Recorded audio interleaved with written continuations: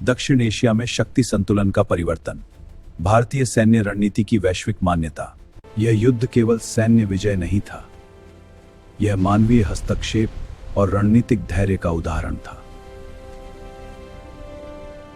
भारत ने निर्णायक नेतृत्व, समन्वित सैन्य अभियान और स्पष्ट लक्ष्य के साथ युद्ध जीता। बसंत तो जिहाद के साल भी याद। 13 दिन और दुनिया ने देखा रणनीति क्या होती है। जब इतिहास लिखा गया तो स्याही नहीं, साहस बहा था। एक युद्ध जिसने नक्शा ही नहीं, भविष्य बदल दिया। यह जीत केवल सीमाओं की नहीं, मानवीय गरिमा की थी।